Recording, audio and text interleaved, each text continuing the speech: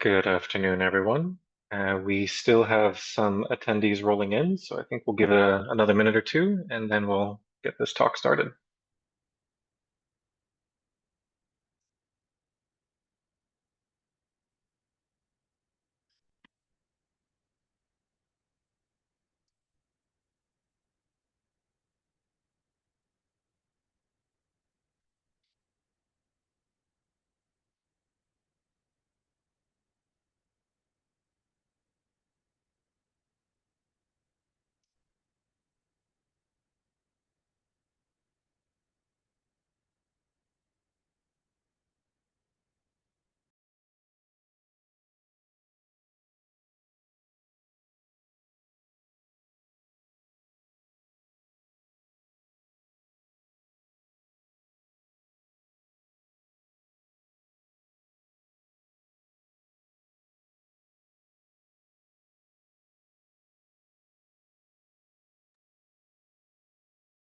All right, why don't we kick this off?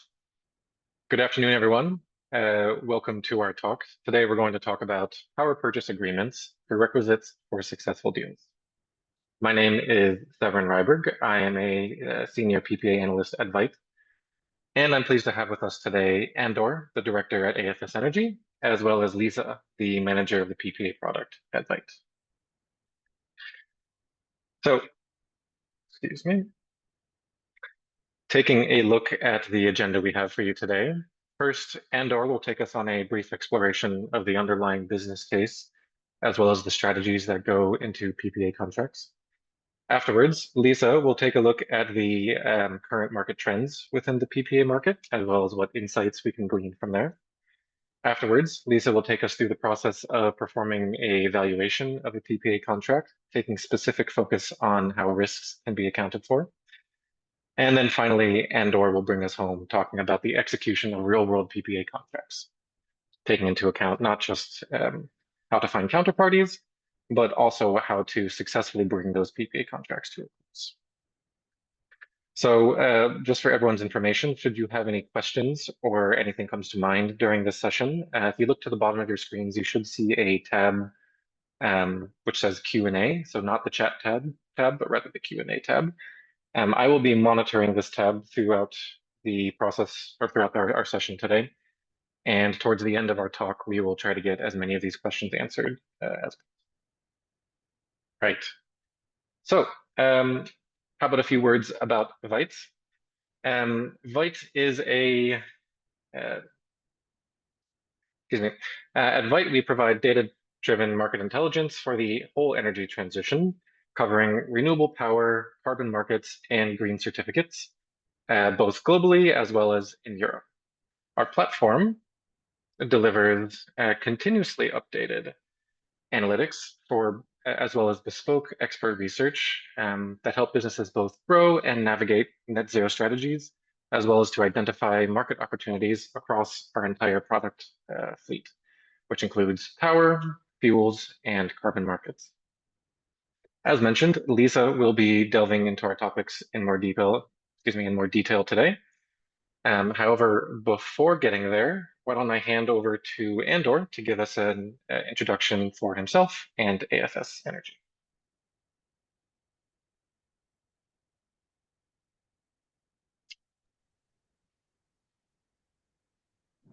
Thank you for the introduction, Severin, and good afternoon, everyone, from a cold but very sunny Amsterdam. Let me start by saying a couple of words on AFS Energy. AFS Energy is an intermediary in the environmental commodities markets, facilitating transactions between buyers and sellers by taking a consultative approach and using the local market knowledge and the strong internal and external networks. We do this for all kinds of different products, including power purchase agreements or PPAs.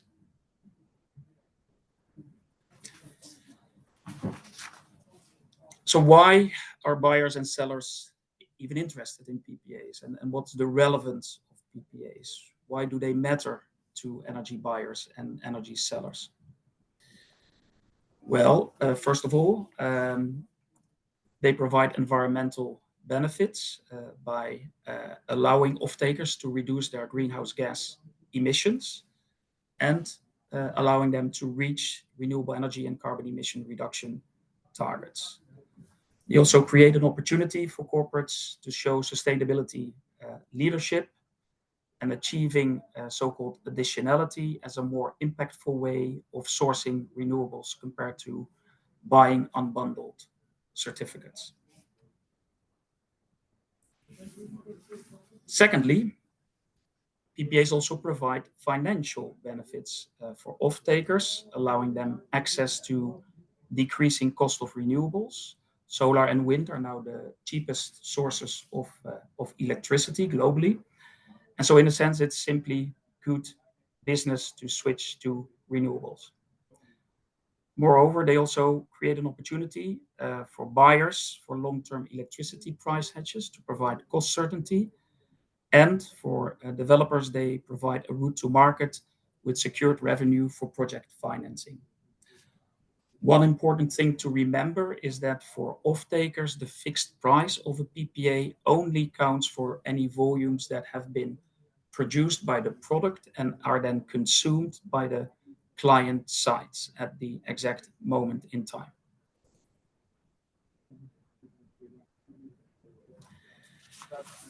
So when we then take a look at our standard process that we use for our client engagements and how we take all those considerations into account. Apologies.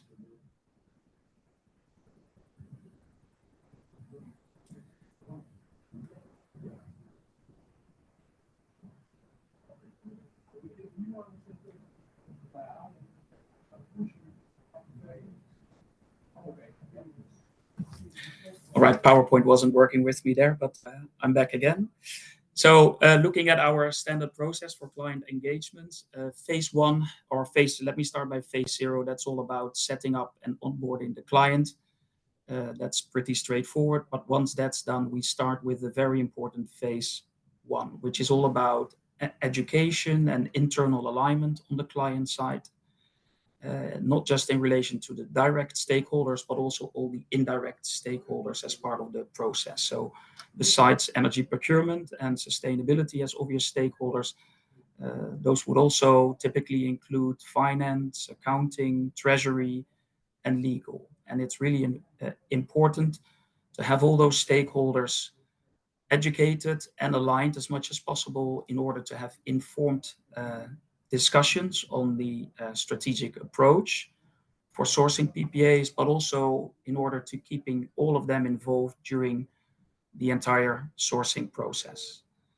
So phase 1 typically start with collecting energy consumption and production data, determining the company's goals and targets and objectives that would like to be achieved by means of a PPA. Then providing an initial market overview, including some market pricing, some fair value PPA pricing, and Lisa will explain that in much more detail later, and also market regulation. We'll take a little bit of a look at the main commercial terms and conditions as part of the PPA already to eventually get to a definition of the procurement or the sales strategy, which then ends the first phase. I'll now hand over to Lisa for the next session. Thank you, Andor. I will be talking about the next 2 steps in the PPA process, which start out, and I think Andor mentioned 2 key words, one being education, so understanding the market and market developments, where I will be talking about market insights. And then the second thing that Andor mentioned as well was talking about pricing. So that's the second section of my presentation that's going to be talking about valuation and risk assessment. But starting with market insights, it's quite important before entering the PPA market to just understand a bit what is this market about and what are the broader trends in the market. So shown here, for example, just the overall development in the PPA market across Europe, on the left for technologies and on the right across countries.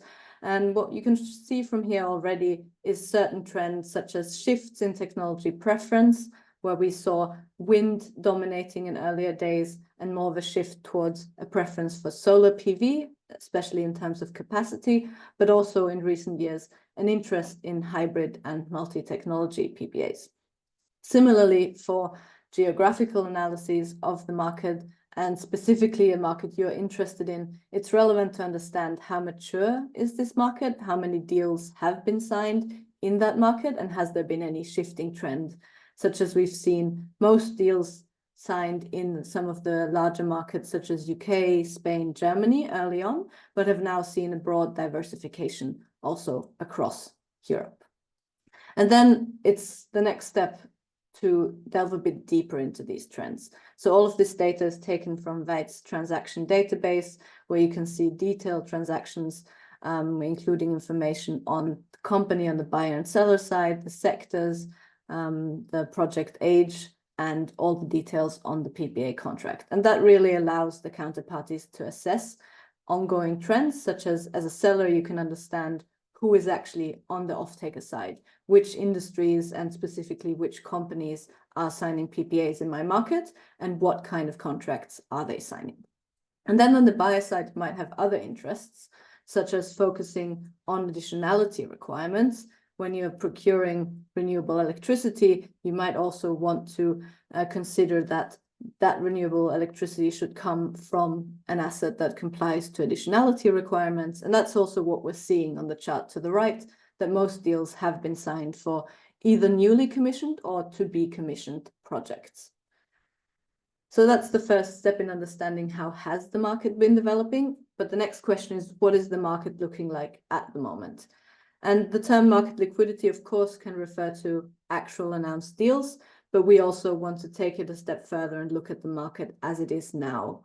What dynamics are we seeing on the buyer and sell side? How much activity per technology and in each market are we seeing at the moment? What's the appetite for PPAs? And that's what we're illustrating on the map here as an example for solar PV. The next step is then to understand how will the market develop? So what is the potential for the PPA market in terms of available capacity, for example? We've seen a lot of growth in the PPA market, and the open question is that growth going to continue?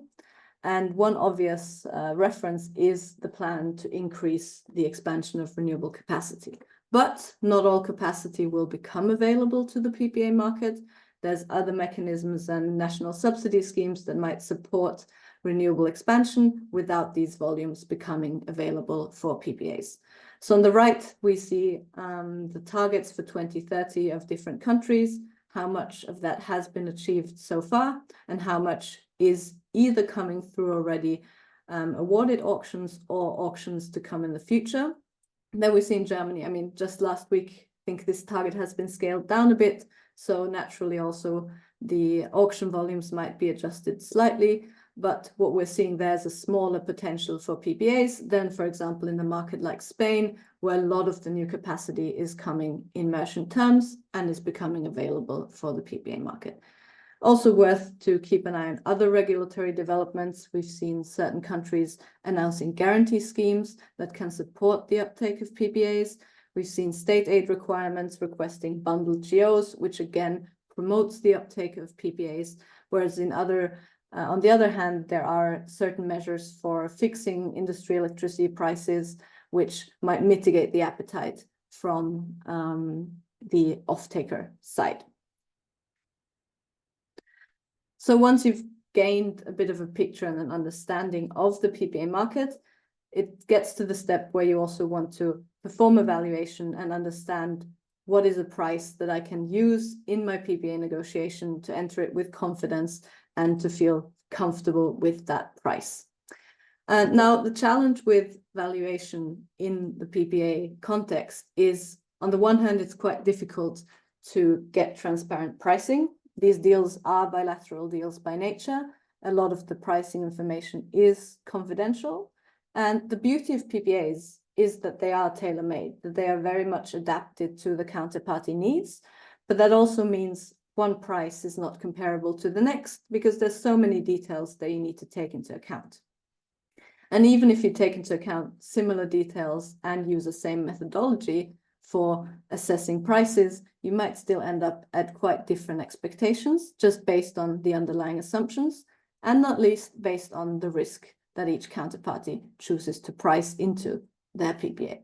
So what I'm going to be talking about now is different pricing references, starting with price quotes, then looking at a fair value assessment and a PPA index that allows to track prices, plus talking a bit about which risks to consider and how to quantify those. When we're talking about price quotes, kind of the holy grail is always considered to be transaction data. So actual prices from actual transactions. And they are obviously the closest you can get to the market. They are what counterparties have signed deals for, but they're also notoriously difficult to get. And again, they're highly tailored, so they might not be very applicable to your specific use case again. Then there's the option of having bid-ask prices, which you might see on the matching platform, which again are close to the market. They reflect the expectation or the willingness of a price level for counterparties to sign. But again, if we just look at this exemplary chart on the right, there's so many moving parts. Just the technology, the start date, the tenure will all influence prices and will make quotes difficult to compare. So what we're doing at Veyt with data from AFS Energy is to stick to this asking price consideration. So what are market participants willing to sign a deal for, but for a standardized contract? So taking away that difficulty in benchmarking, but still keeping the proximity to the market and being able, when transactions result out of these asking processes, to benchmark those against the price ranges. And with that, I think price quotes are very important to understand others' expectations of where market prices should be, but you obviously also want to have your own robust metric for what you think a fair price for the contract should be. And there I want to talk about a fair value assessment, since it's the common and robust market-based benchmark. It's relevant for both counterparties because it's reflective of the alternative revenues and costs for power and guarantees of origin outside of the PPA. As such, it includes the base price, so the average electricity price. It includes the capture cost, so the effect of cannibalization and your volatile generation profile seeing a discount towards the base price. It accounts for the capture cost, so the imbalance cost, so balancing the difference in forecasted and realized generation, and the value of guarantees of origin, all in the end stacking up to a PPA price. And that sounds simple enough, but it's often quite a lengthy process to model all of these components. And there are some pitfalls that I just want to warn about, specifically because there's multiple components. It's easy to grab them from one or the other source. But by using base price from one source, using maybe historical capture rates and a third-party provider for geo prices, you're actually diluting the picture and not creating a robust reference that is actually reflective of your view of the future power system and the future price developments.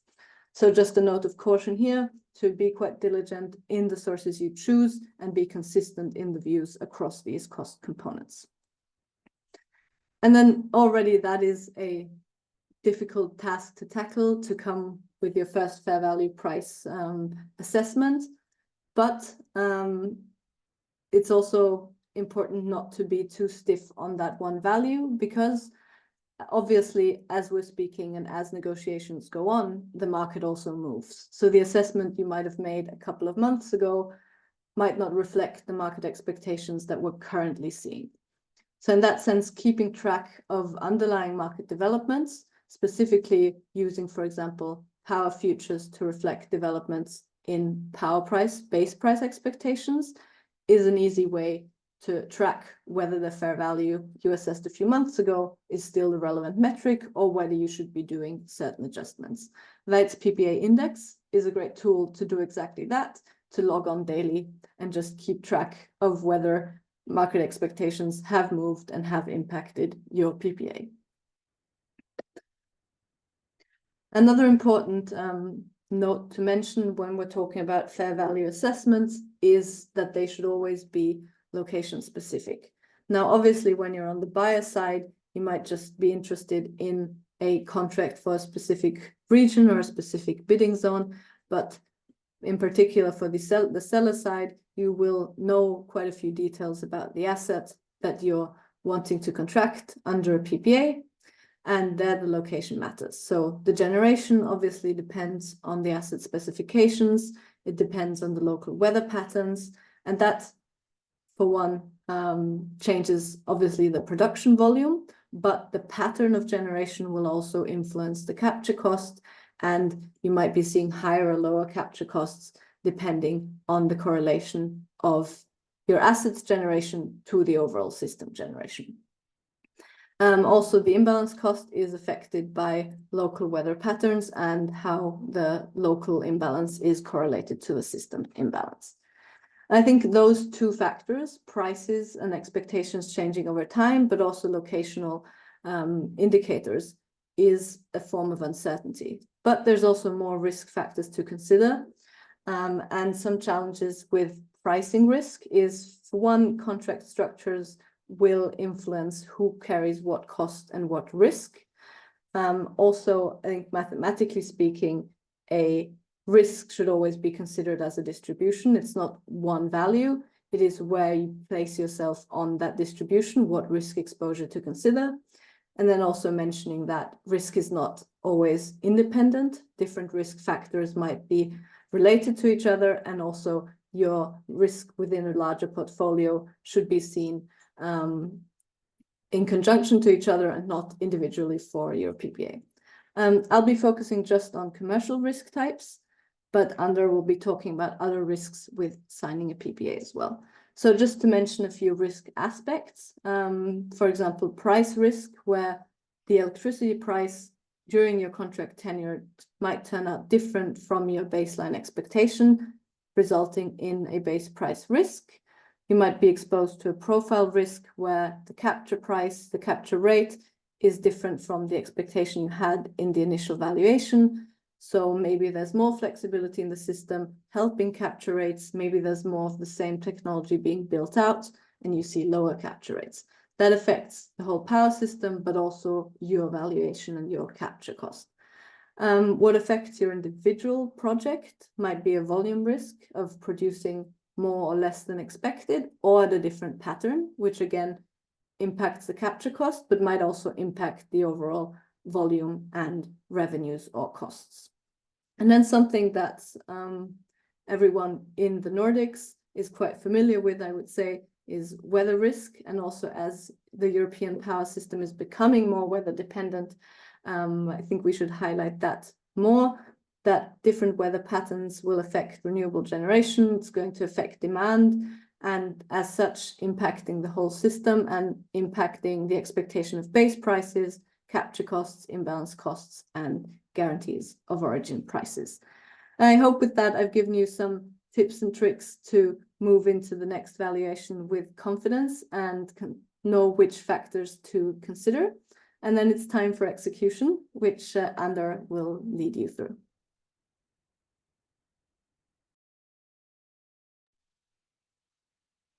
Thank you, Lisa. And moving to the last part, perhaps the most exciting part, execution. So really how to make transactions happen and close those deals. As Lisa already mentioned, PPAs are in essence agreements with counterparties on how to share the different costs and risks associated with those agreements. So what are those risks? Well, we distinguish three categories, and there are definitely more risks associated with PPAs than you would normally find in an ordinary energy supply contract, but 3 different categories of risk. There's the project execution risk, there's commercial risk, and there's contractual risk. And next, we're going to look at those risk categories in a bit more detail with some examples and also ways to mitigate them. So project execution risk, that's really applicable because we're dealing or maybe dealing with new assets, which are still under development, under construction. And so doing an assessment of both project maturity and developer experience can be used as a due diligence process to mitigate the associated risk.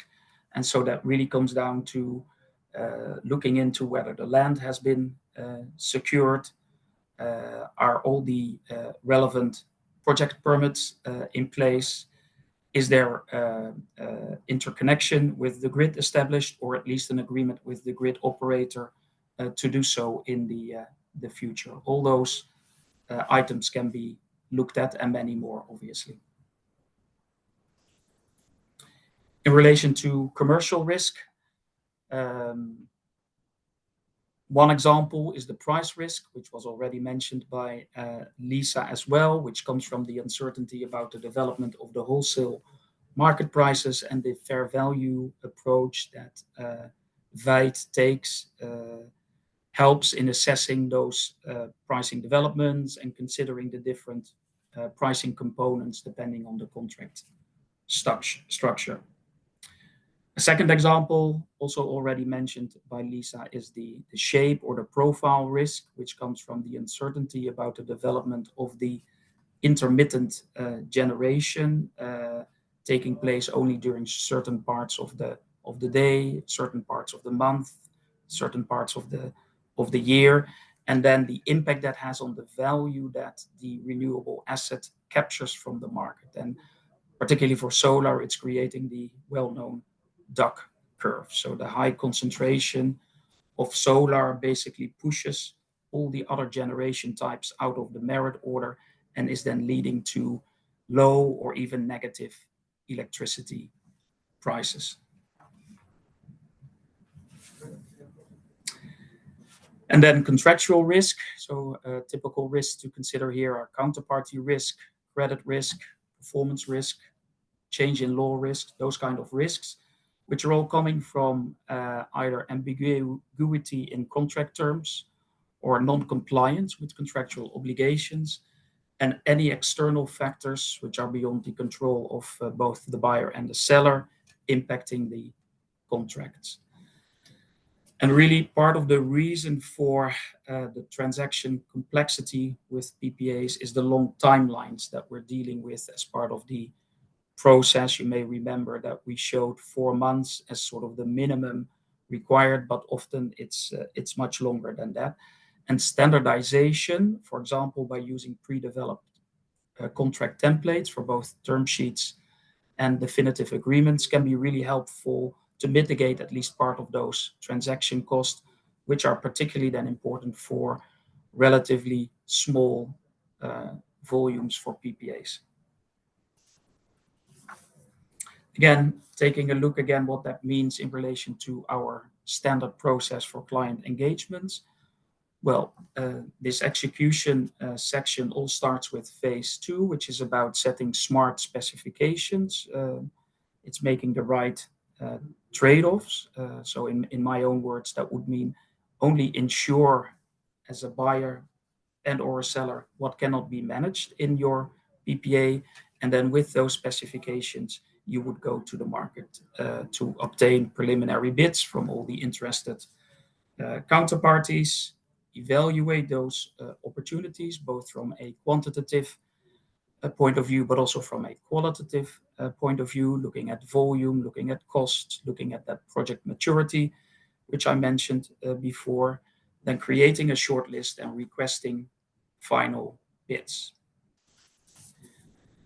Then we're moving into phase 3, which is all about selecting the preferred opportunity and then getting into negotiation mode in relation to the contract. We would always recommend for off-takers to take external legal support for for this phase, as there are some very specific legal issues to be considered. Nevertheless, we advise our clients on main terms and conditions as well. We will assist them in negotiations with producers or off-takers as needed, and we can also prepare the draft term sheet for any transaction, which we've developed with an expert legal counsel, DLA Piper. When that term sheet has been signed, then the contract negotiations for the definitive agreement will take place, hopefully leading to a signed PPA at the end of phase 3. But work doesn't stop there, so there is a phase 4. Even when the PPA is signed, there are activities to take place, so we can help advise on any sustainability claims that you would like to make in relation to the PPA, making sure they are in line with industry standards and best practices. We can assist marketing and promotion activities like press releases, and we'll continue to monitor compliance to the contract, as the project may still be under development and construction, and obviously something like delays to the project will need to be taken into account, as they may have contractual implications. Then even when the project has come on stream and the PPA starts delivering, there are still activities around, again, monitoring contractual compliance after the start date, but also calculating the monthly settlement, validating the invoices, administering the guarantees of origin, which come as part of the PPA, making sure they get cancelled against consumption to make the green claims as a consumer, and potentially supporting internal budgeting activities or mark-to-market accounting, which are important for financial PPAs. So in summary, critical success factors, as we see it, for this entire process for both buyers and sellers, are first of all to always make sure you obtain the broadest view possible of the market. So make sure that you get to see as many opportunities which are available in the market as possible. Keeping the sourcing process as efficient, speedy, and effective as possible. Assigning a deal team with the stakeholders that I mentioned before. So typically an energy procurement manager, sustainability manager, but also finance, accounting, and legal should be participating in that deal team, potentially supported by an external legal counsel.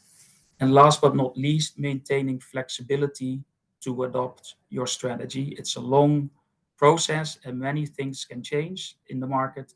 And so it's important that your strategy allows for those adjustments along the way in order to be successful and get things across the finish line. Thank you for your attention, and I will hand over to Severin for Q&A.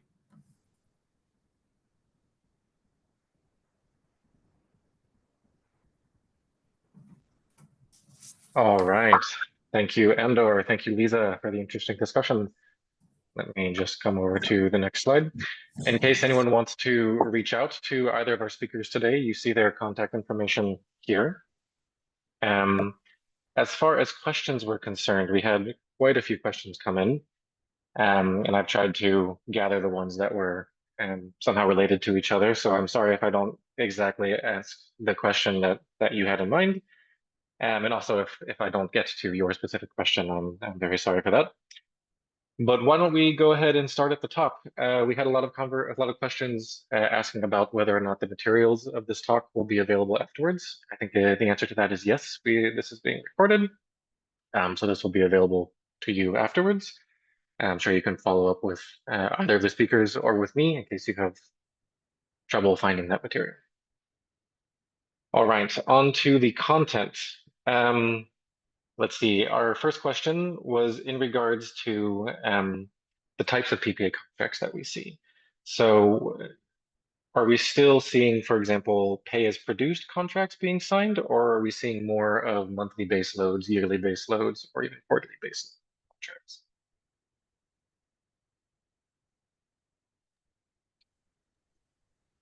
I mean, maybe Andor, you have some insights from the contracts you're involved in, but in general, I would say that we're looking at contracts that are able to mitigate the risks on either side. So we've seen historically some baseload contracts ending up quite negatively for the seller side. There were some cases in Sweden where the resulting capture or profile risk was sitting then on the seller and actually resulted in a inability to deliver towards that contract. Similarly, at a pay-as-produced contract, the risk sits then on the off-taker side, but it is a bit easier for the off-taker to mitigate that risk. What we're seeing now is also contracts that, for example, are a multi-technology profile, so to not have these very extreme profiles from solar alone or wind alone, or also hybrid technologies with battery storage that help mitigate that risk, or alternatively contract structures in the middle, which can be something like a monthly baseload, exposing both sides to certain risk, but not one of them carrying all of the profile risk. Yes, not much to add to that, Lisa. It's really a spectrum going from pay as produced, I guess, on the one side, all the way to base load or potentially even pay as consumed type of PPA. So those are hardly seen these days. And for me, it comes down to trying to establish the right trade-offs. Of course, as a buyer, you could opt to go for the least risk, but you'll have to realize that that really limits the pool of available opportunities, of available projects, and you'll have to pay a very high price for that. And the opposite is true for sellers. They could opt to go for pay as produced, probably their preferred way of selling the power from the asset. But then, that may limit the amount of buyers that are willing to take the full risk in relation to that. So it's really trying to establish what risk is still something that you can take as part of the PPA, and which risk is a bridge too far. All right. I hope that covers that. We also had a couple questions come in regarding the difference between the LCOE, the levelized cost of electricity, and how that relates to the PPA price. So on the one hand, how do these two values equate to each other, if at all? And how is the LCOE taken into account in the determination of a PPA price, again, if at all? Yeah, so I'm sure Lisa can say much more about this. The levelized cost of electricity is interesting in a sense that I guess you could argue it should be the minimum that's required in order to make any project feasible. Of course, that's then not in the short term, as project may already be under development, but let's say in the long run, that should set the bottom in the market. So in that sense, it's an interesting data point, but we tend to look more at what prices are available in the market and comparing them to fair value prices to get an idea on how they would score against those. But in the market, in the end, the market, in our view, is always right. And wherever the market believes the price should sit, that's then also where transactions are taking place.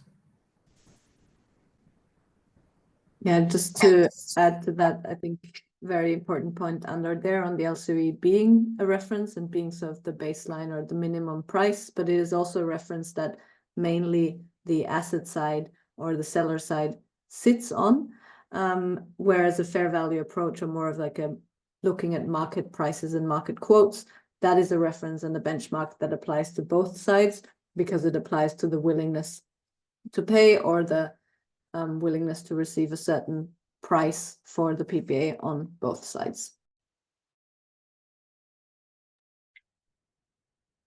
All right.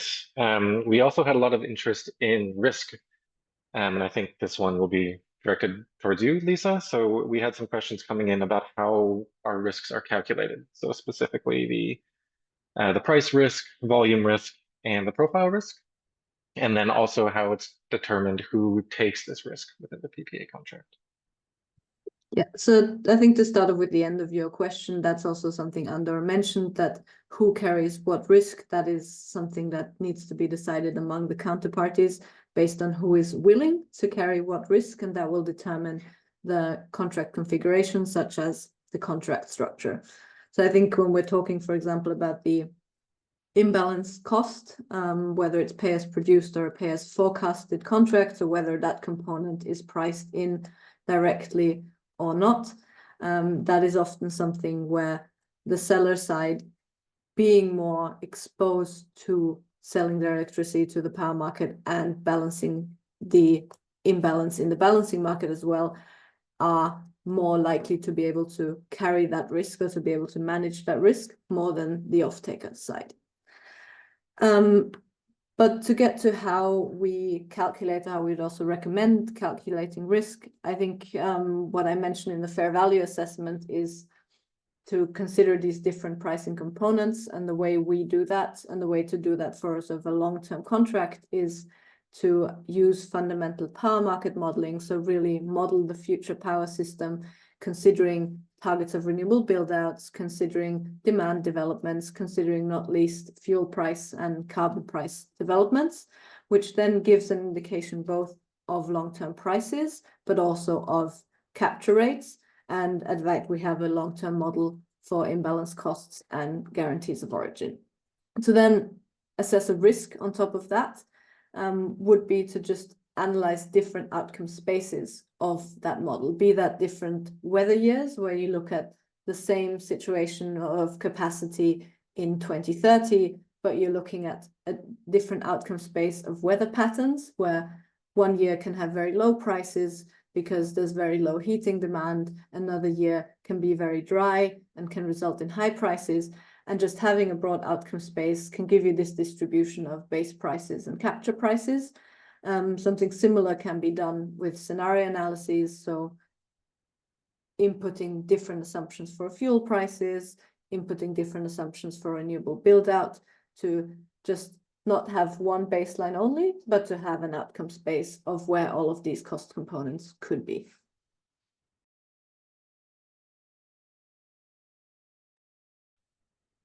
Okay, and also continuing in the risk direction, I think Andor, this one is more directed towards you.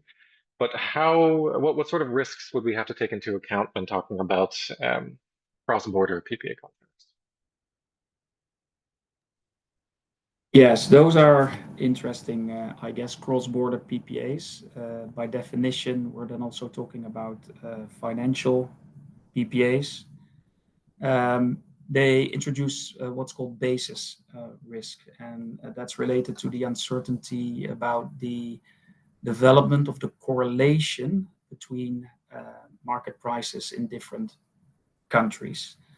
And so mitigating this risk is not easy, and really requires, I would say, more advanced risk management techniques, really looking at both current correlations between electricity markets. For example, a well-known market for these cross-border PPAs is Spain, but consumption could be taking place in, for instance, Germany or a group of countries across Europe. And it's really understanding both what the current correlation is between electricity prices in both markets, but also how the future development is of the correlations. And if you wanted to hedge the risk, you have to start thinking in something like cross-country spread hedging.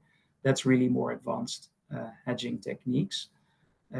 So it's it's an interesting concept, but it introduces quite a risk. And I think most companies which have gone for cross-border PPAs have probably justified the PPA by more looking at the fact that they are expecting a positive net present value from the PPA. So they're buying the power in a certain market and selling it in that same market at the same time, and hope that over the full term of the PPA, that turns out to be a positive number. And in return, they'll get their guarantees of origin, which they can distribute across all their consumption sites in Europe to make the sustainability claim. But in order to get a cross-border PPA to work as an effective hedge, that's pretty hard. Yeah, sounds like there's a lot of details to take into account there. We still have a lot of questions. Unfortunately, I think we won't have time to go through all of them today. I encourage those who did not have their question answered to, again, reach out to either of our speakers or to follow up either with AFS or Veyt for more information about our respective products. So once again, I'd like to thank everyone for joining us today, and I hope you'll join us next time as well.